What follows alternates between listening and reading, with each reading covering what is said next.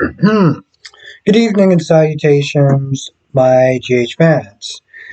Okay, now I'm not a fan of Lucy by any stretch of the imagination, but with that being said, right, Sasha makes it perfectly clear that she's just done with deception. She's done with modeling, she's over it, her heart's not in it, and she's done. Maxie in Brooklyn, and damn near everyone in the room isn't it? Well, Max is all like, "Oh, maybe we'll sit there and take a break. We'll talk about this later on." Yada yada yada. I'm like, "There's no point." And honestly, to tell you the truth, Lucy was like, "No, let's sit there and hash this out right here, right now. Let's not hug this out. We're businesswomen. Let's get this done, right?" And so she's like, "Listen, I'm done. And I don't want to do it anymore." And Lucy, the only thing that Lucy does is sit there and say, "Hey, listen. If you leave now, you got to give back all your shares and things of that nature, and you're not going to get the price that you would normally get." So she's sitting there telling her now, "Listen, if you leave, I got to sit there and tell you the stuff that's going to wind up happening with you when you leave." Maxie's sitting there looking at her like she's making the situation worse, but the only thing she's doing is being honest. Like between today and yesterday, I felt like everyone in that damn room was overreacting, right? All of them, Brooklyn, all of them, listening that they're overreacting. Now, yeah, Lucy was out of pocket talking about my company, this, that, and the third. Yeah, I totally get that part. But there's not one thing that she said that was wrong. And in all reality, I literally sat there, was like, why were you listening to? I felt like they were dragging out this whole thing with Sasha. And in all reality, not to sit there and be cold or callous. It's like, okay, well, fine, we understand that, and we'll move on with somebody else. Let's get Blaze. Let's sit there and look for a new face. They should have already been having stuff, you know, in place or something like this.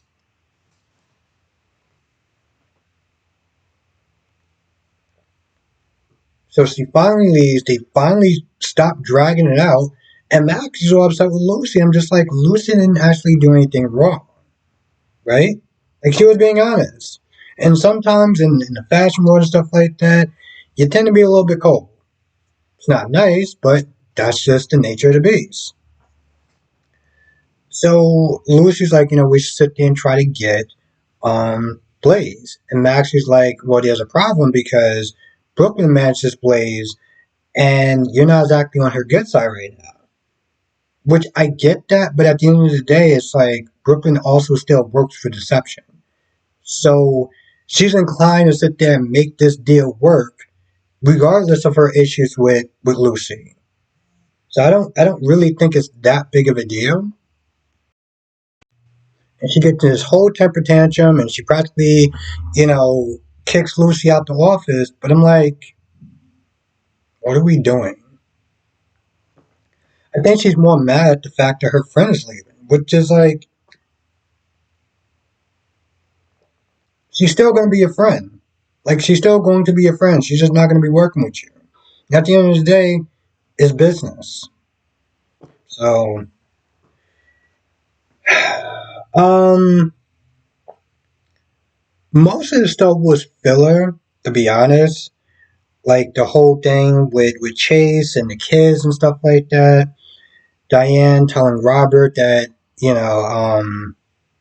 she's working on getting Alexis's law license back. And one of the things she did sit there and say was the process went super fast.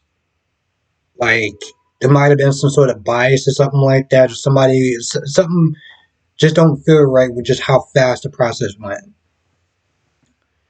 Now, she does get a call from Jason using Michael's phone. Michael came back and was like, yo, listen, you gotta leave. Because too many people are getting pulled up in this whole thing. And I should tell you, I'm surprised Jason didn't sit there and take it out already with Danny being caught up in this whole thing. So Jason calls Diane. And Diane was like, yep, I was expecting this call. What took you so long? So Brooklyn goes down to the station to sit there and kind of vent to Chase about everything that's going on with Lucy and stuff like that. And Diane comes in, and Diane's like, "Yeah, my client, turned himself in." Jason walks in. Jason walks in like Batman at this point. Everyone just kind of stops and just looks at him. And, Chase just has this real angry look on his face, like he's staring him down. I'm like, bro, listen, you ain't taking this guy. You and like probably two other people will be lucky if you could sit there and take this guy. I'm just saying. Um,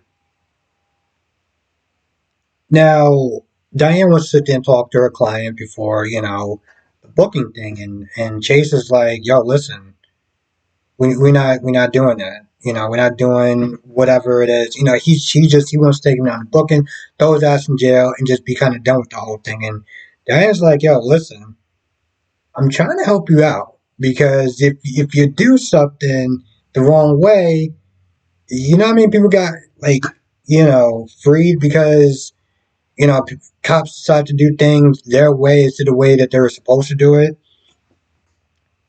So Chase, is like fine or whatever. They go in there. Chase gets so upset. Chase just assumed that Jason did it, right?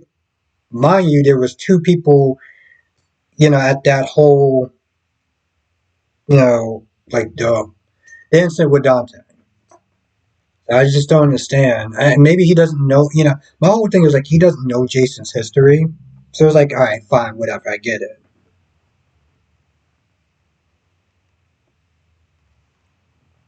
And I get he's also still blaming himself for not being there with Dante. But I want to sit there and just, for anyone that's not there saying that, Chase is partly responsible, need I remind you that Dante is the one that decided to play Super Cop and for some odd reason, other than plot, decided to tell Chase, go back to the scene of the crime. I got this. And yet people are still sitting there blaming Chase. I mean, I heard some Hot Pockets comments yesterday talking about how Chase had ignored the order, and I'm just like, what? I mean, I can't. Yeah, let him just ignore orders at this point. Sure, why not? Oh God. Yeah, I don't want to sit there and say this is a pointless scene because one of the things I've noticed in soap operas during the time I've been watching them is that certain scenes are going to resonate with everyone, right? Like certain romance scenes don't really work for me, but it works for other people. In this scene with Olivia and Cody, in some ways don't work for me because I'm not a parent, right? You see her come in and she's wants to try to feel useful because her son is hurt and stuff like that. And they have this talk about the good old days with Dante and Cody doing just stupid kid stuff, right? And I feel like maybe this scene would probably resonate with more of people, parents and stuff. Didn't really work for me. Um, I kind of felt like it was filler, but I'm pretty sure it made work for like a parent or whatever. Especially one who, at one point in time, might have been worried about their son and daughter because they got hurt in the hospital.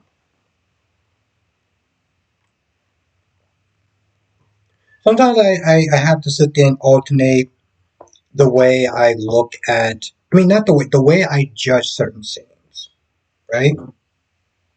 Because I've realized sometimes that sometimes, and granted, sometimes the scene just sucks, right? But then there's sometimes the scene may just not resonate with me from one way or another. Doesn't mean it's bad, just mean it didn't really work for me. But now a scene like, let's say, Sasha and Cody, I didn't really do much for me. I mean, Sasha talked about how she quit, which honestly, tell you the truth, now I think about it, so she quit Deception and she had a little bit of money left from whatever shares that she sold. And then after that, she's gonna have to be looking for a job. Now, my whole thing is when you decide to quit a job, you should usually have another job in line. So when she's not there talking to Cody, and Cody's talking about his history with work and stuff like that, and just kind of like taking gigs or whatever, sometimes worrying if he's going to pay the rent, or other times just like kind of flying by the seat of his pants. And she seems like she's doing that too. I'm just like, I don't really understand. Like, I get the fact that she didn't have the passion for that. But I'm like, between the fact that Gladys already clinched all your savings, it's not like you really have a lot of money to fall back on until you can find whatever it is that you're going to be doing. I'm just like, what was the. I'm not saying don't, I'm not saying do something if you're not happy with it, but like,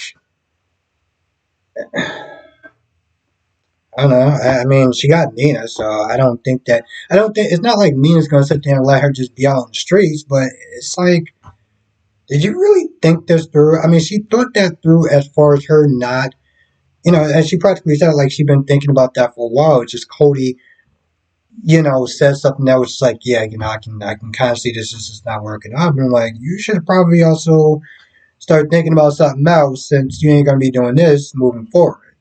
So,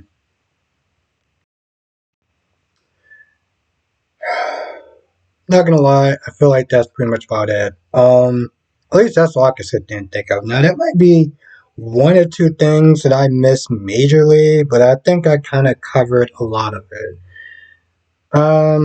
There's clearly more to talk about in this episode. So come to the live stream tonight, 8 p.m. Eastern, 5 p.m. Pacific. We'll sit there and talk about all the shows: General Hospital, Days of Our Lives, Bold and Beautiful, Young and Restless. Even though those two shows aren't on today, we're still going to sit there and talk about the stories that's been going on with those two shows. And if you are not a member, definitely join by hitting the description box below or above.